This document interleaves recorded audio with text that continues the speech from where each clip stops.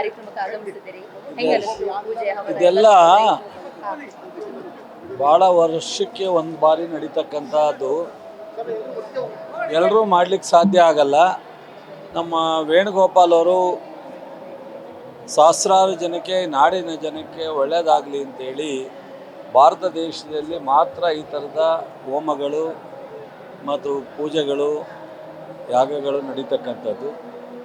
ಇವತ್ತು ಏನಾದ್ರೂ ನಮ್ಮ ದೇಶದಲ್ಲಿ, ಪ್ರಪಂಚದಲ್ಲೇ ನಾವೊಂದಷ್ಟು ಸೇಫ್ ಆಗಿದ್ದೀವಿ ಎಲ್ಲ ವಿಚಾರದಲ್ಲಿ ಅಂದರೆ ನಮ್ಮ ಧಾರ್ಮಿಕವಾಗಿ ಅನೇಕ ಸಂತರು ಮತ್ತು ಸಂತರು ಅಲ್ಲದೇ ಇರ್ತಕ್ಕಂಥ ನಮ್ಮ ವೇಣುಗೋಪಾಲ್ ಅವರು.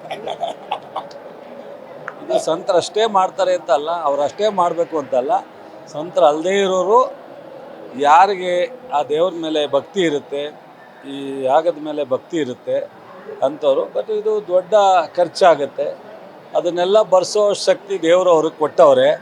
ಅವರು ಅದನ್ನೆಲ್ಲ ಸ್ವಯಂ ಇದನ್ನು ಮಾಡ್ಕೊಳ್ಳೋ ಬದಲು ನಾಡಿಗೆ ಒಳ್ಳೇದಾಗೋದಾದರೆ ಮಾಡಬೇಕು ಅನ್ನೋ ಒಂದು ಕಾರ್ಯಕ್ರಮ ಮಾಡ್ತಾರೆ. ನಾನು ನೋಡಿ ಭಾಳ ಸಂತೋಷ ಆಯಿತು. ಇದೆಲ್ಲ ಅಷ್ಟು ಸುಲಭವಾದಲ್ಲ, ಏನೋ ದೇವರ ಪ್ರೇರಣೆ. ನಾಡಿಗೆ ಒಳ್ಳೇದಾಗಲಿ ಎಲ್ರಿಗೂ ಇವ್ರ ಮೂಲಕ ಅಂತ. ಥ್ಯಾಂಕ್ಸ್. Thank you sir.